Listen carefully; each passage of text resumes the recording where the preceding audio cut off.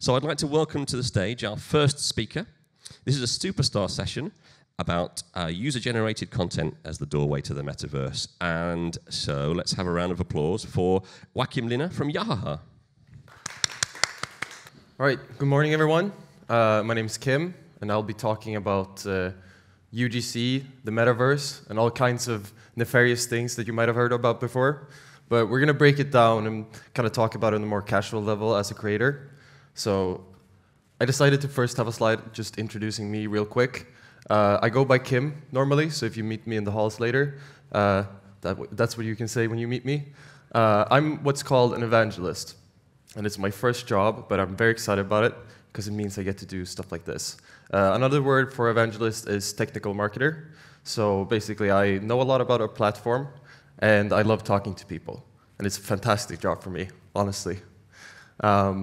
So my background is game design and programming, which means that I like going through source code, I like building things, and kind of making it easy for other people to do the same thing that I do. And I will also mention real quick that Yahaha is an alpha, so some of the things that you see today might change really soon, but you can keep track of everything like this on our websites and our social media, so don't worry about that.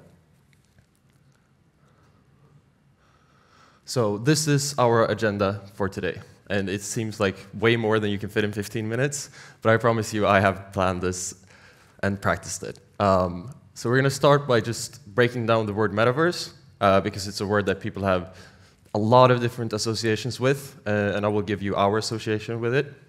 We'll talk a little bit about UGC and why it's important, and I'm going to put our company, Yahaha, in context to these two subjects. And then we're going to do some Q&A. So what is the metaverse in broad terms? Well, it's a digital universe. So in the same way that we're sitting here, talking about the metaverse right now, we could also be sitting in a digital space doing the same thing. You might have heard about other metaverse projects like Second Life, or, well, I would say Minecraft, but that's my own little peculiar thing. But basically all it is spaces, levels, or worlds where there's a community doing community things. It can be jobs, it can be relationships, it can be hanging out, playing games, or just going to see a movie or something like that. So I like to put it together as places and people. What we aren't doing in Yahaha specifically is Web 3.0. So we're not doing NFTs, we're not doing blockchain. It might be a necessary technology for the future, we just don't know, and we're not using it. Just so you know about our platform specifically. So here are some examples of what we have as our metaverse. We have these different levels called spaces, and some of them, as you can see here, are more obstacle courses. We have this hyper room level, which is a really cool 4D sort of experience. And then we also have this club over here, where people can just hang out and listen to music. And of course, with that, we have a bunch of amazing creators, some of which are actually here today. And this combination of people and places really becomes our metaverse. So let's get into UGC, because a metaverse without a UGC, in my own personal opinion, is dull, gray, and boring. And so UGC stands for user-generated content. And it can be like small things, like creating levels, or it can be big things, like creating everything that inhabits a whole metaverse. So some examples of UGC that aren't Yahaha is, for example, Minecraft, again, where people are creating their own places to be. It can be like Super Mario Maker, where you're creating levels for other people to use. Or in our case, it can be assets that other people can use to make their own levels a bit cooler, a bit more exciting. And I also added here, which I've talked to people about on the floor before, but I haven't actually talked about it on stage, but media that is associated with the platform at hand. So it can be YouTube videos, Twitch streams, all of these things. This is all user-generated content, and we take that very seriously. So we're going to get into why and how, but it's all about creators, and it's all about ideas and creativity. So here's an example of our asset library, which is kind of our way of doing UGC, or at least a part of it, where if not now, very, very soon, I think November is on the roadmap, you'll be able to upload your own assets, like 3D models and basically anything. There's tabs up there, but they're a little blurry on this screen. But to sell and to buy between each other and to help each other create like really cool spaces and really cool experiences. And we really put some effort into like making sure that you know what you're getting, so you can actually go in, and this was supposed to be a GIF, but it was broken, so it's not just a picture. But you can actually like spin the 3D model in the asset library, and you can check out what you're actually getting, which was really important for you to find the assets that you actually connect with and want to use. So, what are we actually doing? Well, we're doing a 3D UGC Metaverse. And I hope now that I broke down the words, it doesn't seem as huge. Because when I was talking about it yesterday, I got some really, really weird faces because it sounds huge, but it isn't.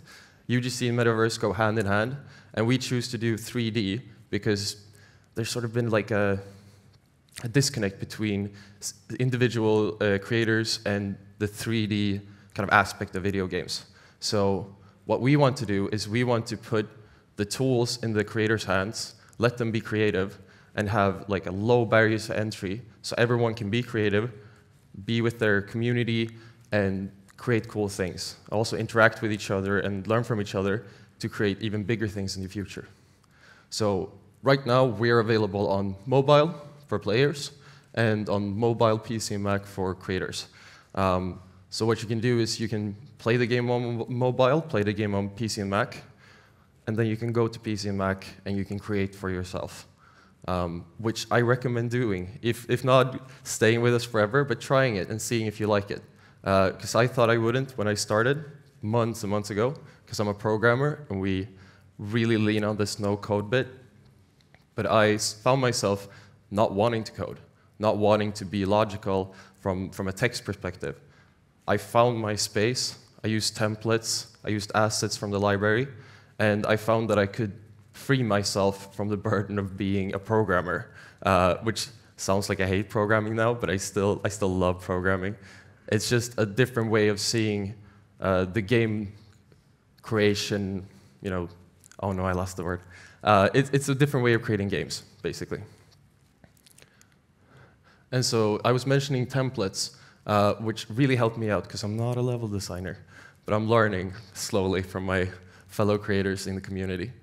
But so we have a bunch here, and I've decided to highlight one called Mysterious Island, which I'm currently using to create sort of a, what would you call it? An adventure where you're trying to defeat some evil spirits. There's a lot of questing going on, there's a lot of dialogue, and I didn't have to set any of this up using code.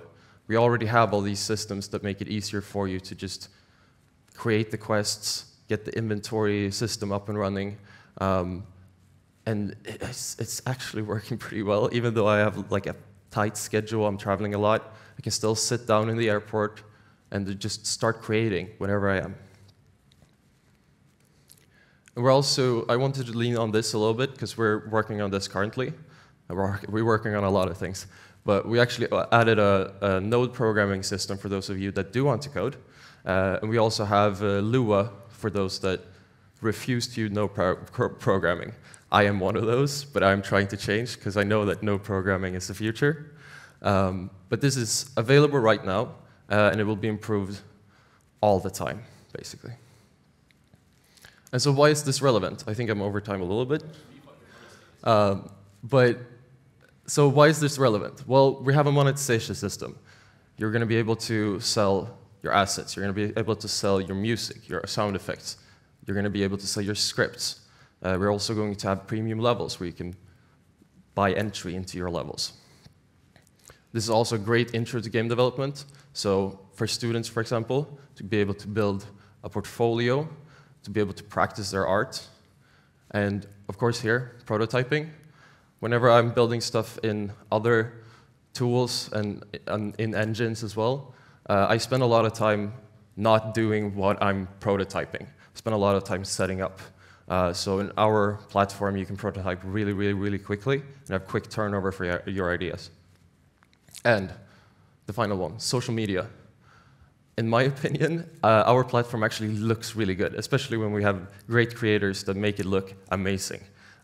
So if you're doing YouTube, Twitch, Twitter, whatever you're doing, the game looks good. The relevance is there to bring your audience into the platform and show them that, hey, we can do something together. And there are more bullet points here I could put. I could put probably 100, but we can talk about that on the floor or on Twitter, whenever later. Because now I thought I would turn it over to you guys. Do you have any questions for me? Because I know it's a lot to take in, this whole 3D UGC Metaverse thing, but I am very happy to answer any questions that you have. But that's my talk, so thank you very much. Thank you very much. Thank you. Now, if anyone does have questions, put your hands up. Do you? Oh, wait. Hello, Kelly. I was about to go in there and I've got my own questions, but you can go ahead of me. You talk about social quite a lot. You talk about social media. But what about the social element of the metaverse? How will you be capturing that within the UGC platform? That's a great question. And I will answer that based on experience. So when I first joined the platform, I didn't really know anyone in it. But what ended up happening was that we had this Discord where myself and all of the creators kind of got together to talk about, like, what are we doing next? What are we going to do with the new update that's coming out? So that's currently like the outlet for us to be like the social part of our community. But what ended up happening is we did this thing called Breakfast Club, which was totally off the cuff. We just decided to do it. And what happened was we went into each other's levels. And we decided to use voice chat, text chat, everything like this. So we've really seen firsthand what the digital experience can be, and it does stand on its own. The problem right now is that we're still in alpha, we're still early in the development, so we're still leaning on the traditional social media platforms to do the communication between each other. But I can see probably in the next 2 years that we will have much more of the digital experience inside the platform to do the social aspect between creators, players, the whole community. I hope that answers your question. Great, thank you. Does anyone else want to ask a question? I wondered actually, Kim, if you could let us know, of course, Yahaha is still in alpha. What's the roadmap for release? There's a lot of things on the roadmap, so I won't do the whole scroll right now because there's probably 100 bullet points. But we do have that available on our Discord, on our forum, maybe even on our website. And you can reach all of those things at yahaha.com. So if you are interested in what's on the roadmap, I recommend going and checking it out yourself. But if you can imagine it, it's most likely on the roadmap because we listen to our community and we add what they need. And we're looking at the market and seeing like what's necessary right now. So it's a huge list, but it's available as well. Great, okay, on the website, fantastic. Yeah, please could come on in and sit down. Does anyone else have a question for Kim about UGC and Yahaha? Well, I can come back to you. I've got some more as well. We've got a couple of minutes, so let's do that. What are your provisions for protecting young people under the age of 13? We're 16 plus. How can you protect that? Well, that's a good question, which I will not answer because I don't have the answer to that question. But I understand your concern, which is why we set the 16 plus age limit from the beginning. But there is obviously the worry of people joining without having the 16 plus age in. And the reason I can't answer is because I don't know. But we can discuss this later because we do have a bunch of people from Yahaha on the floor. So if you're curious, we can probably find someone that knows the answer.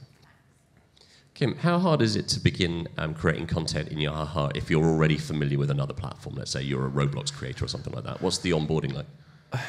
I would say that if you're already using a UGC platform like Roblox specifically, or Core for that matter, the turnover for like learning the platform is pretty quick. Even if you're used to using traditional game development tools like engines like Unity or Unreal or Godot, you can probably learn it pretty quickly. We're even based off of Unity, so a lot of the controls that we use in the studio are pretty similar. But basically the idea is that you shouldn't have to have any experience using any tool. and still be able to use it. And I've seen some good results firsthand, but it's definitely up to each individual person to actually look into the documentation that we have available, look at the tutorials. I even did like a Twitch stream series where like we jumpstart people into using the platform. So there's a bunch of different ways to do it, and I think everyone will find their way to learn the platform. Great. Great, thank you. Well, maybe we'll move on. Any last chance for questions? Does anyone want to?